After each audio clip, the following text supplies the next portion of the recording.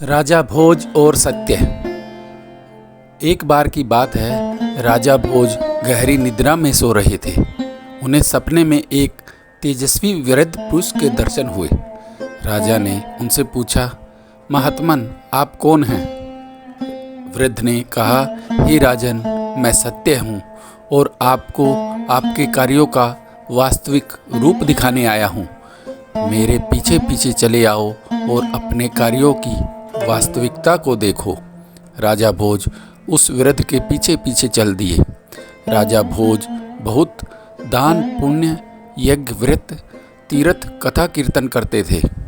उन्होंने अनेक मंदिर, तालाब, बगीचे, कुएं आदि का निर्माण करवाया था। राजा के मन में इन कार्यों के कारण अभिमान आ गया था। वृद्ध पुरुष बनकर आया सत्य राजा भोज को अपने साथ उनकी कृतियों के पास ले गया। वहाँ जैसे ही सत्य ने पेड़ों को छुआ, सब एक एक करके सूख गए। बागीचे बंजर भूमि में बदल गए। राजा ये देखते ही आश्चर्यचकित रह गया। फिर सत्य राजा को मंदिर में ले गया। सत्य ने जैसे ही मंदिर को छुआ, वह खंडर में बदल गया।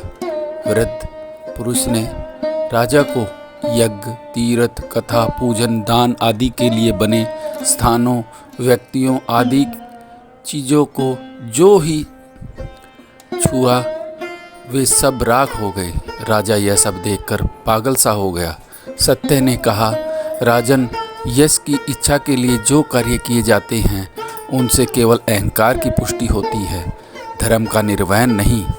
सच्ची सद्भावना से, निस्वार्थ होकर कर्तव्य भाव से जो कार्य किए जाते हैं, उन्हीं का फल पुण्य के रूप में मिलता है, और यह पुण्य फल का रहस्य है। इतना कहकर सत्य अंतर्ध्यान हो गए।